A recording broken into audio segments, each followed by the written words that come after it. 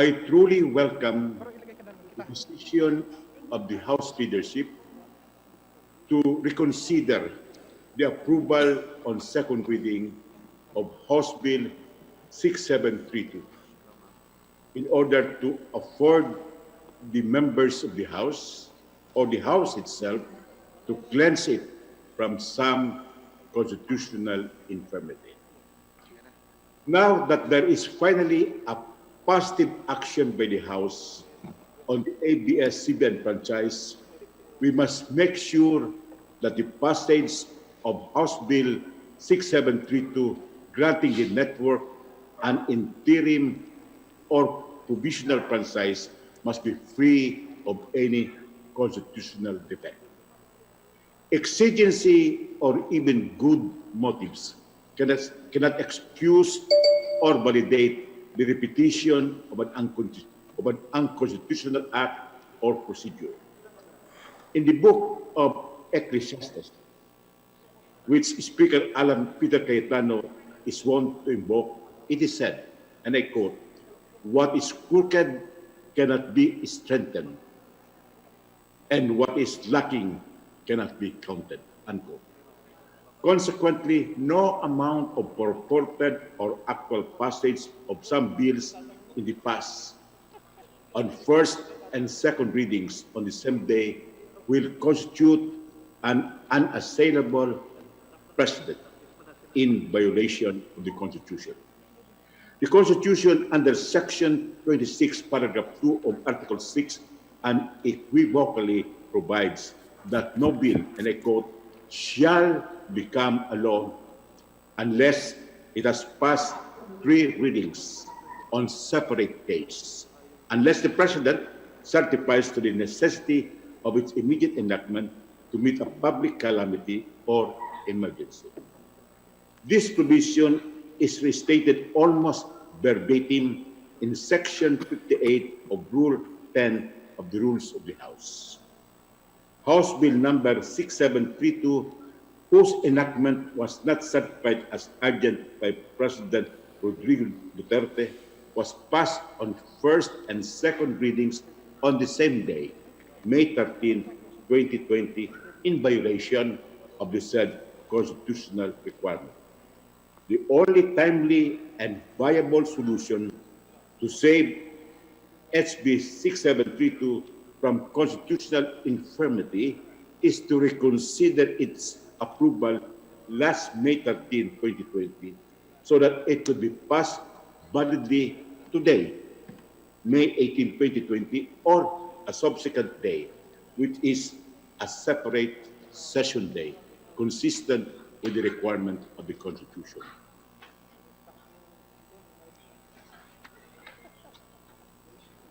The presidential spokesperson, Harry Roque, previously announced that the President is inclined to sign or approve a bill on the extension of the ABS franchise or even a provision on a temporary or interim franchise, provided that it has no constitutional defects. Consequently, Mr. Speaker, distinguished colleagues, there is need to remove any cloud of doubt on the constitutionality of the passage of House Bill number 6732 to foreclose any reason for a presidential veto. Another ground for reconsideration is to enable the plenary to reopen the period of amendments to accommodate a longer effectivity of the provisional franchise for at least 1 year or sometime up to July 2021, as suggested by some senators. This compromise will preclude a lengthy and contentious bicameral conference which may derail the enactment of the provisional franchise and prolong the closure of ABS-CBN. Mr. Speaker, may we know from the distinguished sponsor, the Honorable El Rey Villafuerte, whether he agrees that the constitutional provision, which is Section 26, paragraph 2, Article 6 is unequivocal when it says that no bill shall become a law unless it has passed 3 readings on separate days. Thank you, Mr. Speaker. Thank you, distinguished gentleman from Albay. While I totally respect the legal opinion of one of our most senior members of the House, I feel, and my stand is, the procedures that happened in the passage of the first and second reading is constitutional. It's not defective for the following reasons. First, it has due precedence.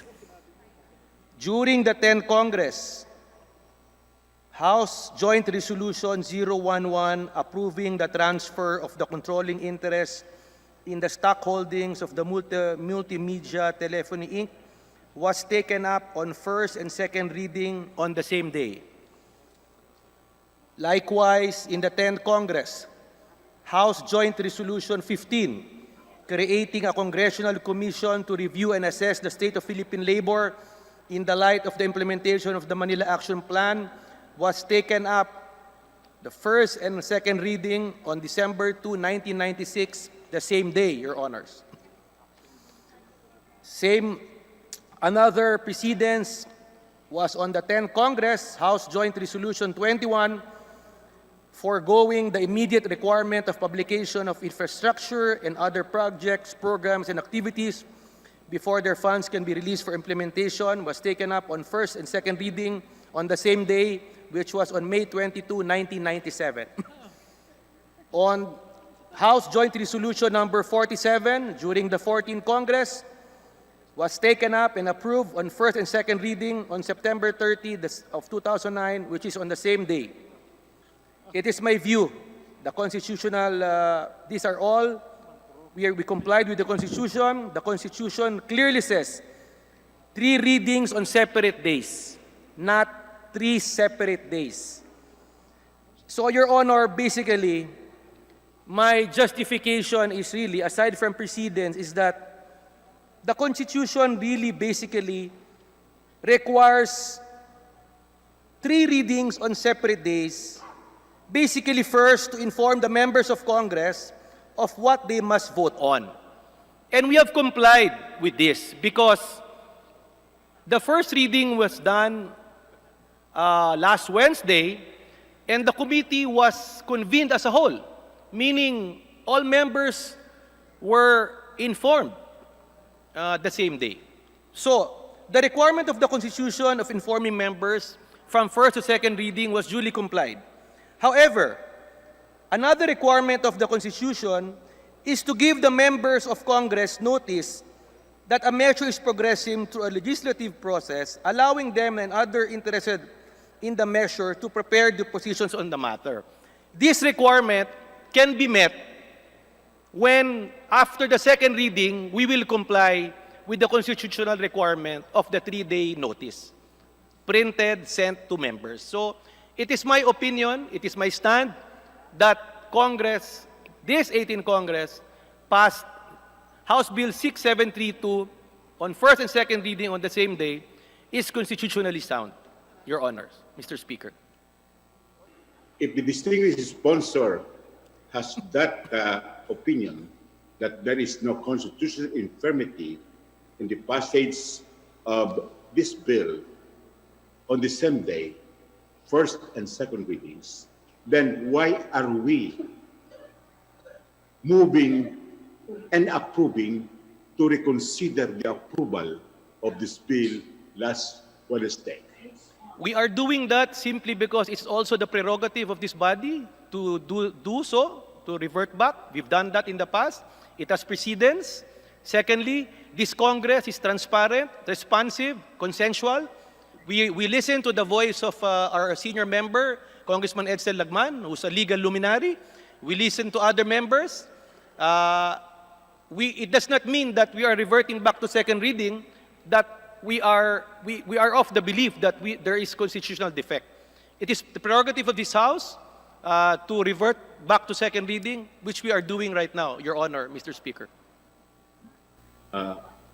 Granting for the sake of argument that there were measures passed on first and second reading in the past, this would not constitute an unassailable precedent because they violate the Constitution as far as bills are concerned.